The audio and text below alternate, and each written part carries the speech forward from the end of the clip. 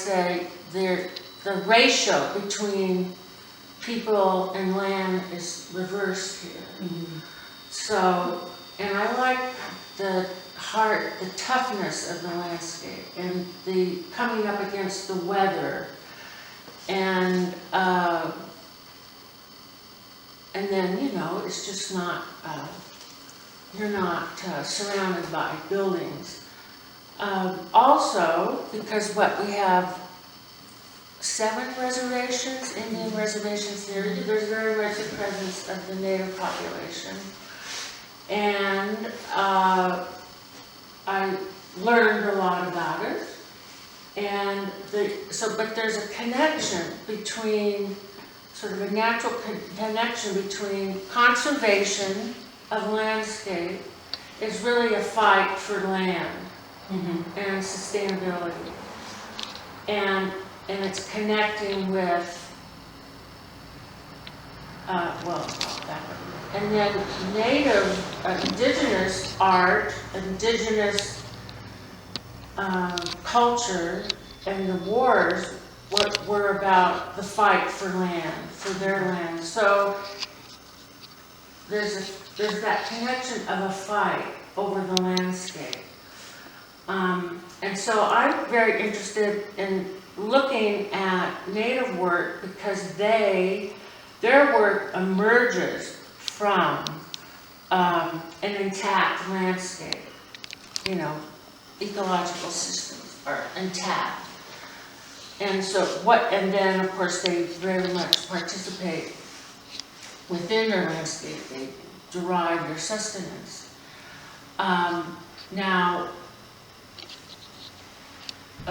So when you came here, you were primarily still doing figurative work? Is that the case? I did both. There was a period of figurative, a period of abstraction. But the abstraction was very much about landscape. So that was already kind of built, that was already kind of happening when you came here, and then there was a kind of you came here with a kind of conservation mentality already when you arrived. Yes. But I learned a lot more. I mean, I learned a lot about the issues here in the conservation world. What the what the problems were.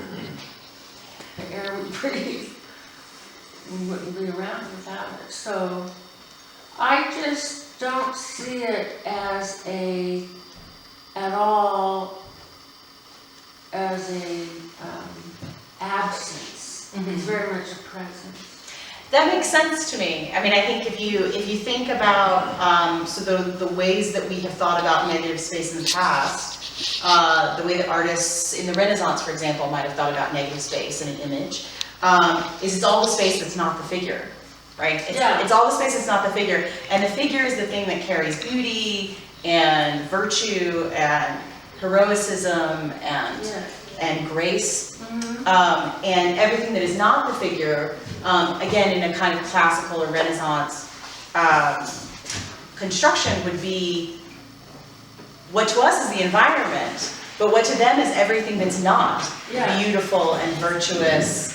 It's in fact a kind of, and this is the way that a lot of early theorists of composition talked about it. Negative space was the space where all the bad things were. They talked about it as monstrous. They talked about it as wild. They talked about it as frightening. And I think it's really interesting the way that you've taken negative space, and in many ways, I think in particular the piece that's right behind you there, the piece, the fine, very intense. Red lines, where the mark making that you do in a lot of cases actually sort of brings out that space, or makes it the subject without kind of enclosing it in any way. Even the lines on all of these, which to me of course call up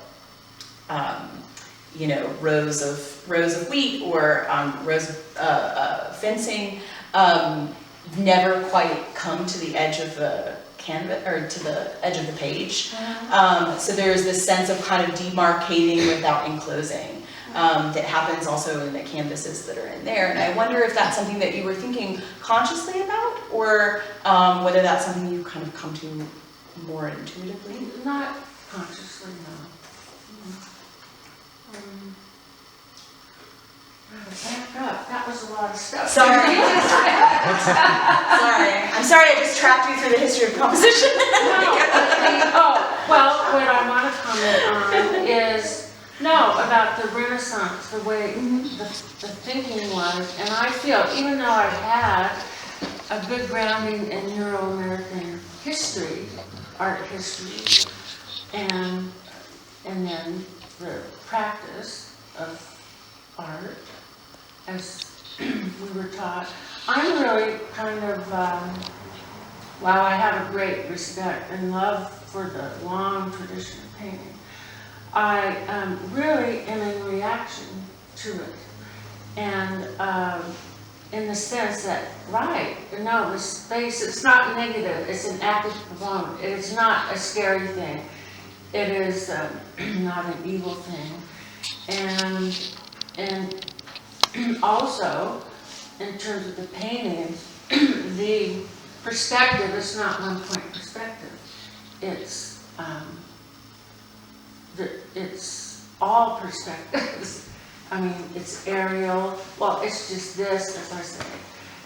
When I'm working, I'm very much aware of above, below, and all around. So it's from all directions and vantage points, and all the things I'm taking in with my five senses are active, and I'm responding to them. What I hear, see, feel. So it's really has nothing to do with the tradition of Euro-American art. Then, in the end, you're making a painting, and it has to work as a painting.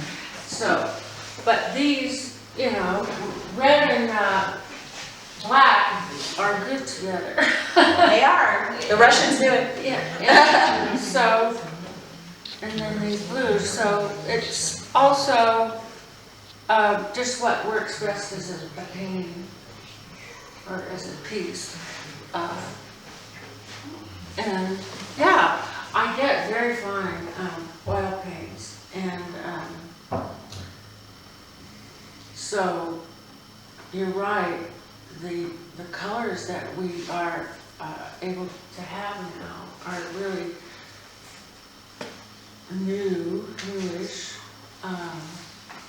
So why not use them? Yeah, I mean, absolutely. It's what makes this work feel very contemporary, right? Is that it has the colors that are here are not sort of stereotypically landscape colors. They're, I think, especially in this room, but some in the other room as well, right? They have this kind of vibrancy, this kind of aliveness, or they tend to kind of vibrate. And I think a lot of the contrast that you're using creates that sense of like a kind of optical vibration or something. But if you look up close, there's a lot of those fabulous colors, in plants, flowers, mosses, those outrageous colors of mosses and lichens. Yeah, in fact, that color right there is very, So,